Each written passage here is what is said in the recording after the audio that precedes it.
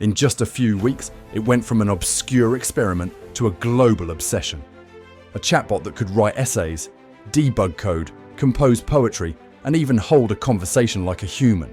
By January 2023, over 100 million people were using it, making it the fastest growing app in history. Teachers feared it, students adored it, businesses raced to adopt it, and the media couldn't stop talking about it. Its name?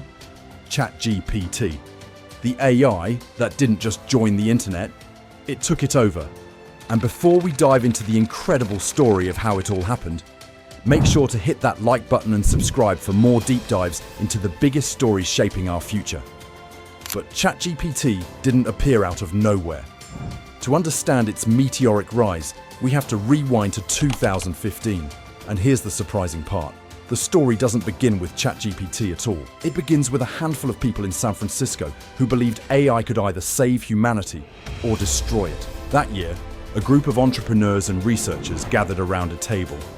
Among them were Elon Musk, Sam Altman, Greg Brockman, Ilya Sutskever, John Schulman, and Wojciech Zaremba. They had seen the signs. Artificial intelligence was advancing fast, and soon it could rival human capabilities. But who would control it? A few tech giants, powerful governments, or humanity as a whole? They feared a future where AI was locked behind corporate walls or used as a weapon. Their solution was radical: build an AI research lab whose mission was to benefit all of humanity. That lab became OpenAI. From the beginning, OpenAI tried to set itself apart from companies like Google's DeepMind. DeepMind had already shocked the world with an AI that could beat the best human players at the game of Go. But DeepMind belonged to Google. OpenAI wanted to be different. They promised openness, transparency, and collaboration. Their charter declared that artificial general intelligence, AI as capable as a human, should be developed safely, and its benefits shared broadly. But here's where things get interesting. Even from the start, cracks began to form. In 2018, Elon Musk, one of OpenAI's most famous founders, abruptly left the board. Publicly, he cited conflicts with Tesla's AI projects. Privately, there were reports of bitter disagreements. Musk pushed for OpenAI to move faster, more aggressively, to outpace rivals. Others feared racing too far ahead could be dangerous. His departure left people asking, if Musk believed AI was humanity's greatest threat, why walk away from the very lab he helped create to protect it? Despite the drama, the research continued. OpenAI began developing a new kind of system: generative pre-trained transformers. GPT-1 was small but promising. Then came GPT-2 in 2019, and it shocked even its creators. GPT-2 could write articles, stories, and code that looked like a human had typed them. It was so convincing that OpenAI refused to release the full model at first, warning it was too dangerous. Some critics accused them of exaggerating. Others said they were right to be cautious. Either way, the phrase "too dangerous to release" made headlines and put OpenAI on the map. But that was nothing compared to what came next. In 2020, OpenAI unveiled GPT-3.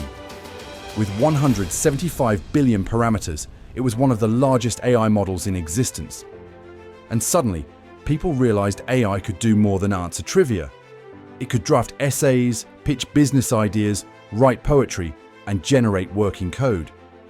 The Guardian even published an op-ed written entirely by GPT-3, and most readers couldn't tell the difference. Developers rushed to experiment. Apps sprang up using GPT-3 to write ad copy, design chatbots, even create songs. It was incredible, but for most of the world, GPT-3 was still out of reach. To use it, you needed access through an API. For the average person, it was more rumor than reality. There was another problem too: the cost. Training GPT-3 had eaten up tens of millions of dollars. As a non-profit, OpenAI couldn't keep up. So in 2019, they made a controversial pivot. OpenAI restructured as a capped profit company, part non-profit, part startup. It was a compromise. Investors could make money, but only up to a point. Critics called it a betrayal of their ideals. Supporters said it was survival. Then came the deal that changed everything. Microsoft invested billions, providing not only money, but also access to its massive Azure cloud servers. Suddenly, OpenAI had both the funding and the hardware to push further. And Microsoft had a front-row seat to the future of AI. With money secured and models growing stronger, OpenAI faced a question. What would happen if ordinary people could talk to one of these AIs directly? The answer arrived on November 30th, 2022. That day, OpenAI released ChatGPT, a simple website, a text box, type anything, and the AI would answer. Unlike earlier models, ChatGPT felt approachable, witty, helpful, sometimes even empathetic. For the first time, the public could see what cutting-edge AI really looked like. And then, it went viral. 1 million users in 5 days. 100 million by January. Faster growth than TikTok, faster than Instagram, faster than anything before it. Screenshots flooded social media. Students laughed as ChatGPT wrote essays in seconds. Coders marveled as it fixed bugs. Artists asked it to write poems. Comedians asked it for jokes. Entrepreneurs asked it for startup ideas. It felt like everyone had just gained a super intelligent assistant, and it was free. The media called it AI's iPhone moment. Tech leaders described it as revolutionary. Late-night hosts joked that ChatGPT might steal their jobs. But here's the twist. Not everyone was celebrating. By January 2023, New York City schools banned ChatGPT, fearing it would ruin education. Other districts followed. Teachers scrambled to adapt, some banning laptops, others embracing oral exams. Universities debated whether using ChatGPT was plagiarism or simply the next evolution of learning tools. And it wasn't just schools. Professionals began to wonder if they were training their replacements. A Goldman Sachs report warned that generative AI could affect 300 million jobs worldwide. Governments also stepped in. In April 2023, Italy banned ChatGPT entirely, citing privacy concerns. For weeks, Italians couldn't access the chatbot at all. The ban sent shockwaves through Silicon Valley. If one government could pull the plug, what would stop others? OpenAI scrambled to add new safeguards, and eventually the ban was lifted. But it proved regulators were paying attention.